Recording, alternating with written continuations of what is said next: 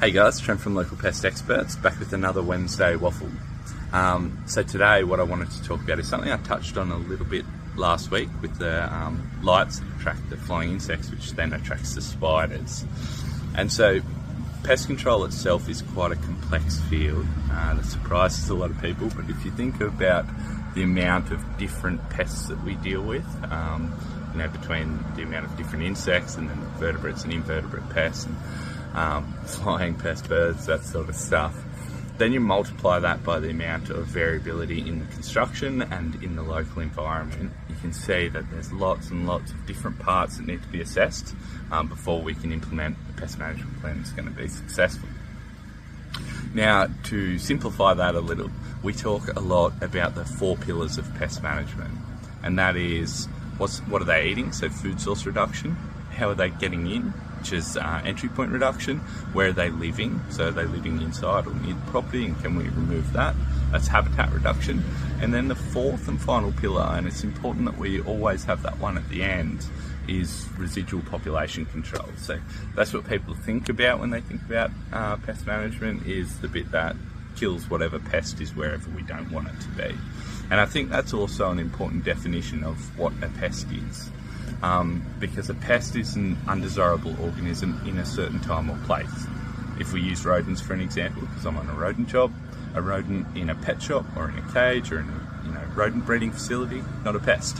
But a rodent in your roof, chewing your electrical cables, that sort of stuff, all of a sudden that same species, that same animal becomes a pest, because in that environment, in that situation, it's undesirable.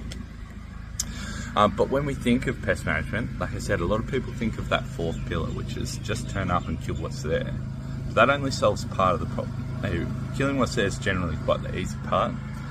What we want to look at is how can we holistically manage the pest pressure at a structure, and that's where these other 3 really important pillars come in. So if we look at how do we remove the environment that's desirable for them to live in, how do we remove their food source so they can't sustain life by eating, and how do we remove their ability to access the structure, it stands to reason that we can get much more longer lasting control and much more effective, even short-term results by doing that. So what I'm doing here today, I'll just turn this camera around. This is a structure where we had rodents accessing the subfloor through these weep holes. So what we're doing is working through just creating some mesh blockers and blocking that access point. Now, a typical pest management approach to this, and what most people would think, is put a bait station here, which is good, right? Kills some rodents.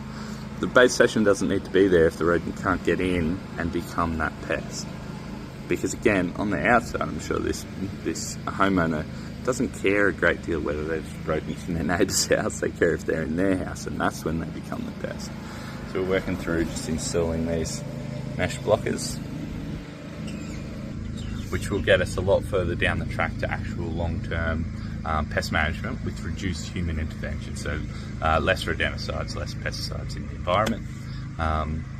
And by applying these 4 pillars, it happens a lot in our commercial work, probably a little bit less so in resi, but by applying these 4 pillars we get incredible pest management results, and especially long-term results with less reliance on standard insecticides and rodenticides.